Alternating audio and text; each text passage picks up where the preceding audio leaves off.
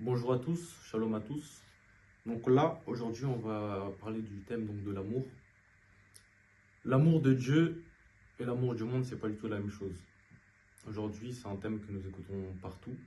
Mais par cette vidéo, on va essayer de comprendre véritablement c'est quoi l'amour véritable selon Dieu et non selon le monde.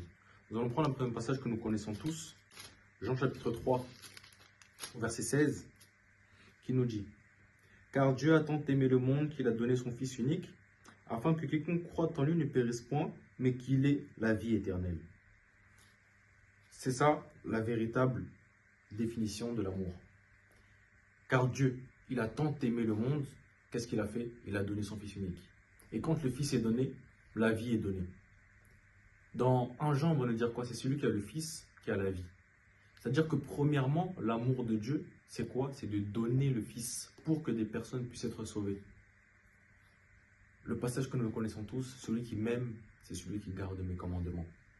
À partir du moment où nous avons reçu le Fils et que nous manifestons le Fils à travers nos actes, c'est là où véritablement l'amour de Dieu est accompli. Aujourd'hui, on pourra prendre l'amour de Dieu comme l'amour du monde, mais Ésaïe chapitre 55 va nous dire que les pensées de Dieu sont au-dessus de nos pensées, ses voix au-dessus de nos voix. Parfois, on sera dans un excès d'amour envers des frères, envers des sœurs, mais ce n'est pas de Dieu. Ce n'est pas de Dieu. Aujourd'hui, l'amour que nous devons avoir, c'est manifester tout simplement la parole de Christ. C'est ça le véritable amour. En dehors de Christ, il n'y a pas d'amour. Parce que l'amour, c'est quoi? C'est Christ. Tout simplement. Quand on dit manifester l'amour, c'est quoi? C'est manifester Christ. À travers nos comportements, à travers ce que nous allons dire, à travers beaucoup de choses. Parce que là, nous sommes dans un temps où l'amour se refroidit. C'est la parole qui le dit. Dans les derniers temps, l'amour se refroidira. Nous allons prendre un passage dans 2 Timothée.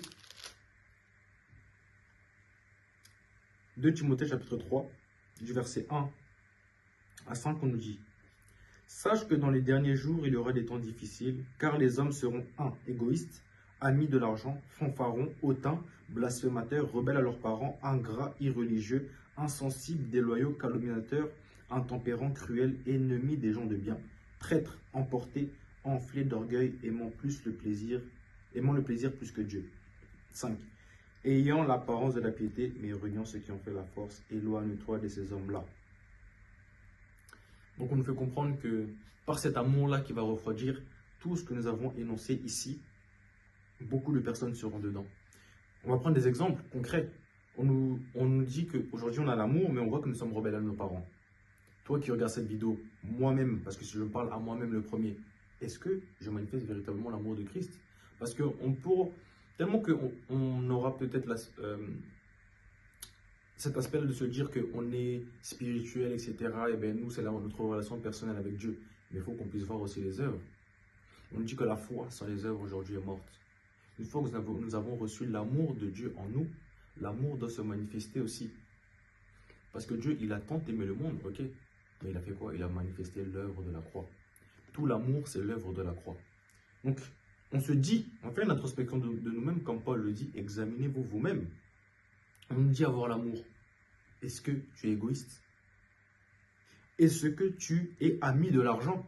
Parce qu'aujourd'hui, même pour l'argent, des familles se sont brisées, des foyers se sont brisés, des amitiés se sont brisées. Parce que quand l'argent est là, les gens commencent à devenir fous. Parce que l'argent aussi révèle véritablement qui tu es. L'argent, aujourd'hui, il y en a qui sont possédés même par l'argent. On nous dit des loyaux calomniateurs, cruels ennemis des gens du bien. Si on remarque aujourd'hui, le bien est perçu comme le mal et le mal est perçu comme le bien aujourd'hui. Quand tu vas faire quelque chose de bien, selon la parole, on va te dire mais non, t'es trop religieux, t'es trop ci, t'es trop ça. Mais quand tu vas faire quelque chose de mal, on va plus te craindre, tu auras plus une renommée aujourd'hui et les gens vont dire mais non en fait c'est bien ce que tu fais. Tu couches avec beaucoup de personnes, c'est bien. Mais demain, tu entends que tu es vierge, tu entends que tu n'as pas connu de femme. Là, ça commence à devenir compliqué. Où est l'amour de Christ aujourd'hui? On nous dit que les personnes aujourd'hui seront enflées d'orgueil dans les derniers temps.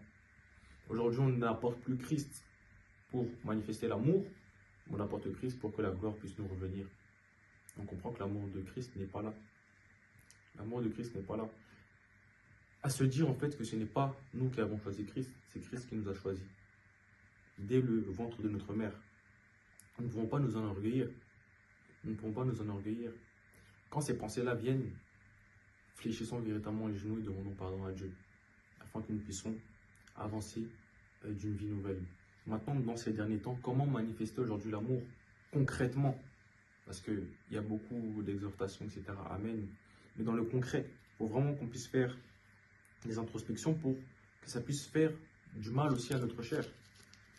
Encore un passage que nous connaissons aussi, Galates chapitre 5 au verset 22. Et on va s'examiner là-bas pour voir véritablement si nous avons l'amour. Galates chapitre 5 au verset 22. On nous dit, mais le fruit de l'esprit, c'est l'amour, la joie, la paix, la patience, la bonté, la bénignité, la fidélité, la douceur et la tempérance. La parole va nous dire quoi? Rechercher la paix et la sanctification sur laquelle personne ne pourra avoir le Seigneur. Là, je vais vraiment toucher des choses là qui me viennent comme ça. La paix. Aujourd'hui, la parole que nous avons, c'est un évangile de paix. Mais regarde ta vie. On est toujours stressé par le travail. On est toujours stressé par les problèmes qui arrivent dans notre vie. Et c'est quelle parole que nous avons reçue? Parce que, pourquoi on a pris ce passage-là? Parce que quand Christ vient dans notre vie, c'est lui le fruit de l'esprit. Parce qu'on nous dit que, mais le fruit de l'esprit véritable, c'est l'amour. C'est Christ qui est en nous. Et quand Christ est en nous, nous devons manifester toutes ces choses-là. Nous devons manifester tout cela parce que Christ a eu cela à la croix. Il a dit quoi? Il a dit, Père, pardonne-leur car ils ne savent pas ce qu'ils font. C'est-à-dire que on te calomnie, on te trahit, on te renie. Mais tu dis quand même, Père, pardonne-leur car ils ne savent pas ce qu'ils font. De nos propres forces, moi-même là aujourd'hui on me trahit, je voulais insulter la personne. Mais qu'est-ce que la parole nous dit? Ici on n'est plus dans le moi-je. C'est pour ça que Jésus-Christ est venu et a dit que celui qui veut me suivre, qui renonce à lui-même et qui se charge aussi de sa croix.